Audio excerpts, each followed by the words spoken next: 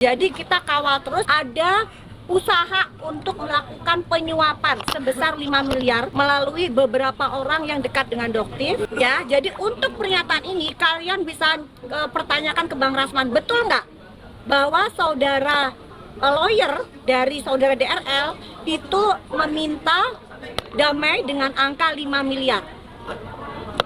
Ya, ini sudah jelas. Oke. Dan terus lagi untuk Kejaksaan Agung ya, karena ada berita bahwa ada usaha lagi dari DRL untuk melakukan penyuapan dengan angka 4 miliar ke Kejaksaan Agung. Ya. Jadi di sini Doktif nasihati kepada DRL lawyernya jangan pernah melakukan usaha-usaha penyuapan karena ini akan tercium. Ini sudah atensi pusat. Apapun usaha kalian ini sudah menjadi atensi pusat, viral. Ya. Jadi merah putih. Oke, kita masuk dulu ya. Yuk, next.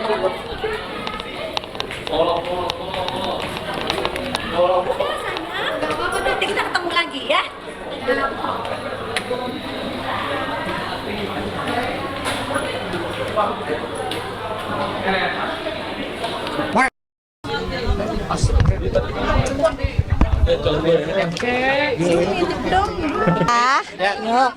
mau tanya apa dulu? Oke, alhamdulillah menanyakan beberapa LP yang alhamdulillah akan segera diproses lagi ya. Kemarin sempat mandek karena emang terlalu banyak kayaknya laporannya di Polres Jakarta Selatan ini kayaknya ya. Jadi, tapi alhamdulillah tadi sudah di follow up, insya Allah nanti akan kembali diberikan atensi ya gitu. Karena jangan sampai laporan kita dianggap kayak mati aja gitu ya, jadi map mati gitu. Case yang mana ya dok? Enggak, hari ini nggak ada pemeriksaan sama sekali. Hari ini nggak ada pemeriksaan, tidak ada apapun. Tapi mungkin ya Doktif hanya ingin memastikan laporan Doktif yang lain kok nggak ada kelanjutannya seperti itu. Jadi memfollow up aja seperti itu.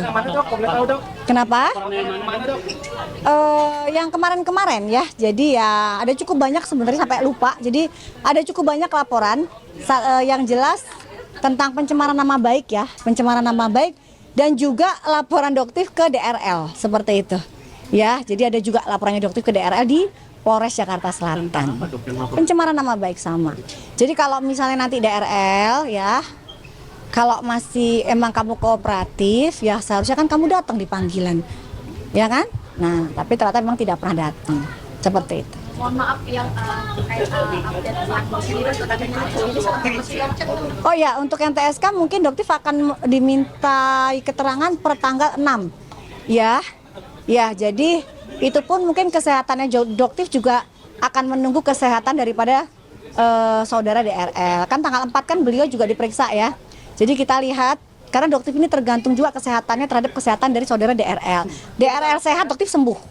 Gitu. Jadi kalau DRL sehat, Doktif jauh lebih sehat.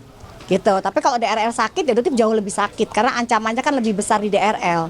Seperti itu. Jadi disantai daripada mungkin kita lihat DRL kan sempat mangkir lah. Kalau dokter kan maju terus nih, artinya walaupun ditetapkan memang sebagai SK juga, gimana nih dok? Apa dok? kalau selama sesuatu itu kebenaran dan Doktif mengatakan dia tidak memiliki surat izin praktek, itu juga sebagai edukasi bahwa dokter itu harus meletakkan surat izin praktek. Jadi jangan kesalahan ini dinormalisasikan. Jadi jangan loh, itu kan administrasi, surat izin praktek itu nggak dipasang, itu normal-normal aja. Jadi jangan dinormalisasikan, seorang dokter itu wajib meletakkan surat izin praktek seperti itu. Tapi yang Doktif, mumpung ada teman-teman wartawan di sini, Doktif ingin menyampaikan sesuatu kepada DRL karena Doktif mendengar ada dugaan usaha percobaan dari seorang DRL untuk melakukan penyuapan terhadap Kejaksaan Agung ya sebesar 4 miliar. Ini dugaan ya. Jadi Doktif mohon DRL sebaiknya jangan melakukan tindakan-tindakan yang memicu kegaduhan di masyarakat lagi. Ya, jadi lebih baik Anda ikuti saja prosedurnya. Anda kan sudah melakukan prapit ya. Jadi nanti kita akan uji prapit, bukan kita, nanti majelis hakim akan menguji seperti apa, formalnya seperti apa, apakah sesuai atau tidak di tanggal 2 Februari 2006 di Pengadilan Negeri Jakarta Selatan. Jadi nanti biarkan masyarakat yang ikut mengawal. Jangan lagi melakukan usaha-usaha penyuapan. Ke Doktif nggak berhasil. Ya, 5 miliar Doktif tolak. Masa Kejaksaan Agung 5 miliar Ya meskipun ya setidaknya ada etika ya di sini, masa Kejaksaan Agung 4 miliar ya, kalaupun ingin melakukan usaha seperti itu minimal 25 miliar lah ya, meskipun Kejaksaan Agung juga pasti akan menolak. Ya, Kejaksaan Agung, Kejaksaan Tinggi Banten, Kejaksaan Negeri Banten tegak lurus merah putih. Jadi dipastikan di sini tidak akan ada keberhasilan usaha DRL yang Doktiv duga ingin melakukan penyuapan kemana-mana. Ya, jadi lebih baik jalani, kembalikan hak masyarakat, kembalikan ratusan miliar uang masyarakat yang sudah dirugikan. Seperti itu. Dugaan Doktiv yang mengenai praktik katanya kebukti ya dok ya? Life must go on. Karina Ranau merasa harus segera move on. Masa-masa berkabung telah lewat, roda ekonomi pun berputar cepat. 50 hari pasca kepergian Epicus Nandar, Karina berusaha meneruskan bisnis kuliner yang ditinggalkan almarhum suaminya itu. Warung makan dengan menu spesial jukut goreng yang terletak di kawasan Pejaten, Jakarta Selatan kembali beroperasi. Sempat sepi karena hujan di hari pertama, Karina bersyukur di hari keempat buka, warung makannya kembali ramai oleh pembeli setia.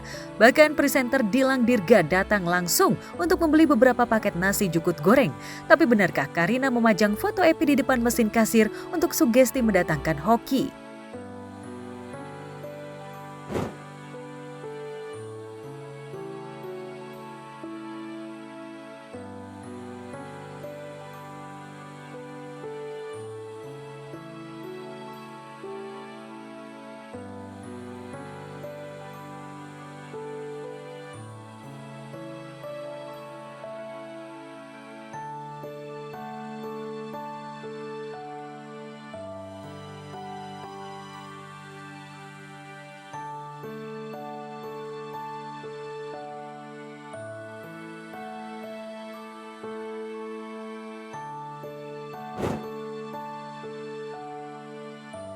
Dibanding kedai camilan yang dibukanya di apartemen tempat tinggalnya, warung jukut goreng lebih diandalkan Karina untuk menopang ekonomi keluarga.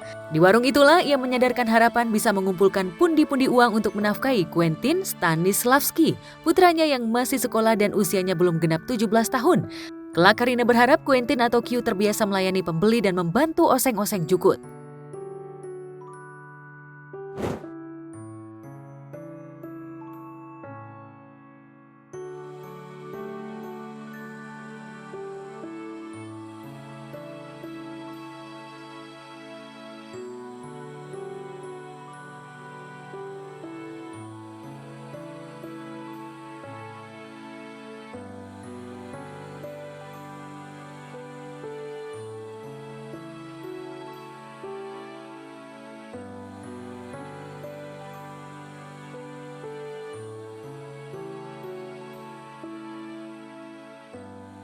Cari berita selebriti dan lifestyle yang lagi viral.